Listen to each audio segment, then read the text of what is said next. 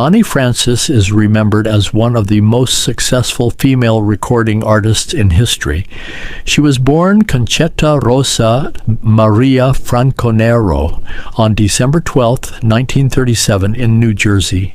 Her parents, George and Ida Franconero, lived in an Italian Jewish neighborhood in Newark, where Connie learned Yiddish and Hebrew at an early age and would later record many songs in Hebrew. For the first 3 years of her life, her father had little involvement with her, but when she turned 3, he discovered their shared love for music. He asked if she wanted piano or accordion lessons. Connie later joked that her first mistake was saying accordion.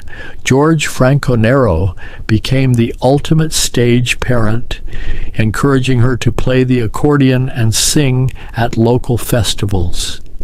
On September 25, 1940, Connie's younger brother, George Franconero Jr., was born. He showed little interest in music or performing and therefore received less attention from their father. By age 4, Connie was singing for veterans at the New Jersey Veterans Hospital, forming a bond with service members that would last a lifetime. She later performed for troops in Vietnam and always supported veterans' activities. That same year, 1941, she performed at Olympic Music Park in Irvington, New Jersey, playing accordion and singing Anchors Aweigh and O Sole Mio in Italian. In 1951, she attended Newark Art High School. The family moved to Belleville, New Jersey in 1953, where Connie attended Belleville High School and graduated at the top of her class in 1955. While still in high school, she and her father visited the office of George Sheck, who hosted a weekly NBC children's variety show called Star Time Kids. Sheck initially said he had enough singers, but as they were leaving, Connie's father mentioned she also played accordion. Sheck changed his mind, and Connie appeared on the show once a week through most of high school. During that time, she also performed on Arthur Godfrey's Children's Christmas Talent Special. By then, George Sheck had become her manager and told her to drop the accordion, which she was happy to do. Arthur Godfrey had trouble pronouncing her last name and suggested she call herself Connie Francis instead of Connie Franconero.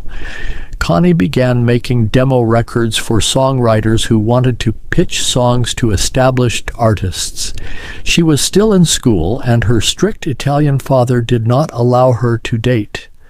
George Sheck and Connie's father went to every record company they could find to get her a contract, but nothing worked until they approached MGM with a song she had recorded called Freddie.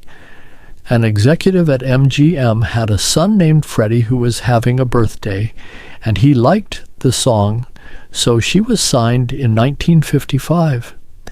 Around 1956, George Sheck was managing not only Connie, but also a young singer-songwriter named Bobby Darin. Neither had a hit yet. Bobby began writing songs for the 19-year-old Connie Francis. Though their relationship started rocky, they soon fell in love.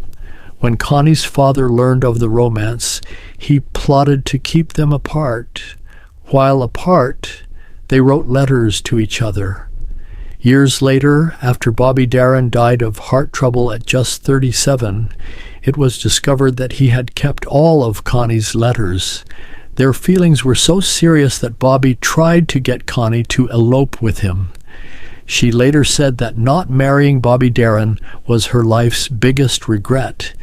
She should have listened to her heart instead of her father, who was so stern that he once chased Bobby away with a pistol, threatening to kill him if he saw him near his daughter again. During this time, Connie was under contract to MGM, and the label gave her every opportunity to make a successful record. Around then, her father was approached by two mobsters who claimed they controlled thousands of jukeboxes along the East Coast and could place Connie's record on everyone. Accepting the offer would mean losing control of Connie's career, so her father refused. Many New Jersey families, especially those in unions and contracting, faced such approaches, and the Franconeros were no exception. After several unsuccessful record releases, MGM decided to let Connie go, but they had one more recording session scheduled. Her father had been trying for a year to get her to record an old standard from 1923 called Who's Sorry Now? Connie didn't like the song, and neither did MGM. However, with 16 minutes left in the final session, she decided to record it just so her father wouldn't be upset with her when she got home. 3 months passed with no news. Then in November 1957, Dick Clark, host of American Bandstand, found a record that had been sitting on his desk for weeks. He liked the song and the voice. On New Year's Day, 1958, Connie was at home celebrating with her family when her brother George Jr., watching American Bandstand as usual, heard Dick Clark announce a new song, Who's Sorry Now?, by a newcomer named Connie Francis. She was completely shocked and ran to tell her father, who didn't believe her. Within 5 weeks, the record sold 1 million copies, and Connie performed on American Bandstand. She was eternally grateful to Dick Clark, and they became lifelong friends.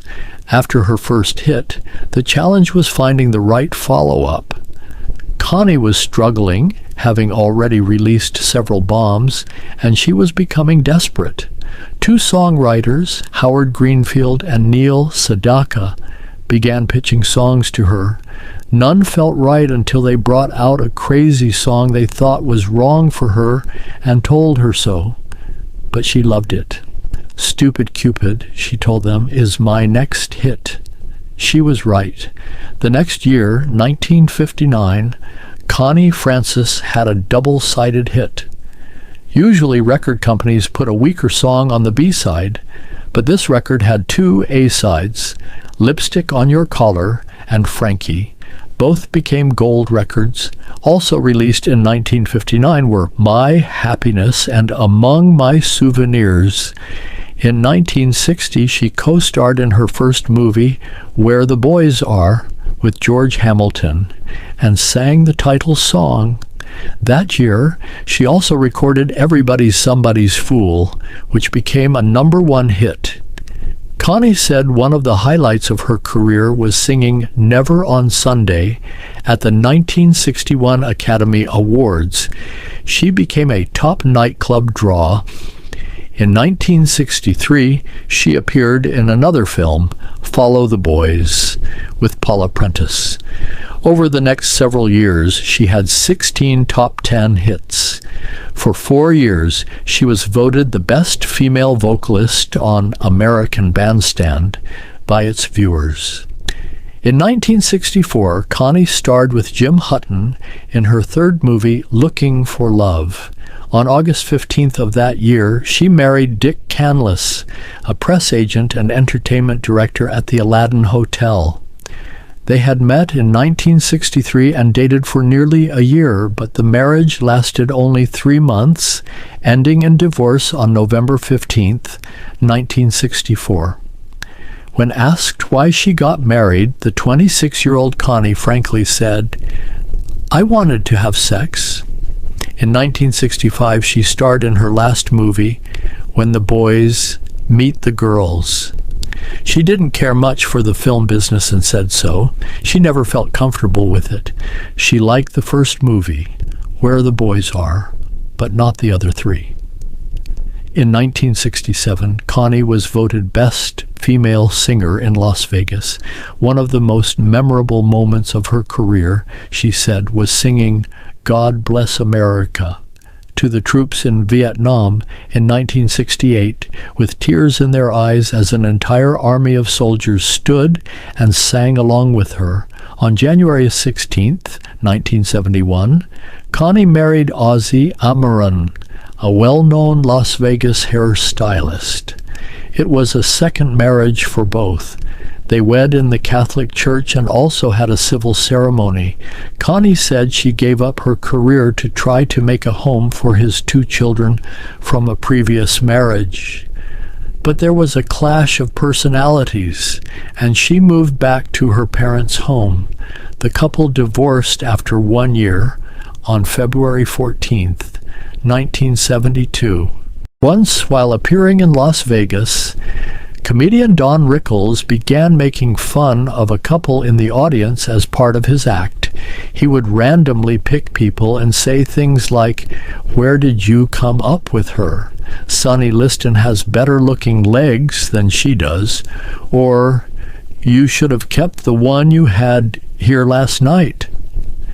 Not knowing he was making fun of a mobster's wife, Rickles got scared and went to Connie Francis for help. He had received word that they were going to break his legs. He wanted Connie to make a call on his behalf. She did, and Rickles was eternally grateful. There is a photo of Connie singing at the wedding of Victoria Gotti, daughter of mobster John Gotti, the mafia boss standing on the left. 8 months after the murder of her brother, Connie had not performed in public for 7 years. She had lost her voice and then, suddenly, got it back while walking down the street. She realized she was singing, and for the first time in 4 years, it sounded like her. She ran to her car, played her songs, and sang along. Excited, she called her father, then her manager, and said, "Book me somewhere. I want to sing again." She was booked, of all places, back in Westbury, New York, the same town where her last performance had been. The crowd loved her. She received 5 standing ovations. 2 years after her return, in August 1983, Connie's father had her committed to a psychiatric hospital in Dallas, Texas. She was released after 4 days of evaluation. 2 months later, in October, he had her committed again, this time to a mental hospital in Florida. And again she was quickly released. Connie was diagnosed as manic depressive. Her career was put on hold for the next 4 years. She went in and out of hospital 17 times. Even her close friend Dick Clark had to have her committed for observation. He said it was one of the hardest things he had ever done. During this turbulent period, she managed to keep her sense of humor and to accomplish quite a bit. In 1984, she wrote and published her autobiography, Who's Sorry Now?, which became a #1 New York Times bestseller. A year later, in 1985, Connie married for the 4th time to Bob Parkinson, a TV producer. The marriage lasted 8 months. 4 years later, in 1989, doctors finally discovered the right combination of medication for her depression. For years, she had suffered at the hands of doctors and institutions with the wrong diagnosis, given medications that caused depression and suicidal thoughts that they were trying to cure. Connie continued to perform, but at a slower pace. In December 2004, she headlined in Las Vegas for the first time since 1989. In 2007, she performed to sold-out crowds at the Castro Theater in San Francisco. In 2010, she appeared at the Las Vegas Hilton in a show called The Grand Divas of Stage. In 2017, Connie Francis released her second autobiography, giving full disclosure to her amazing life, titled Among My Souvenirs.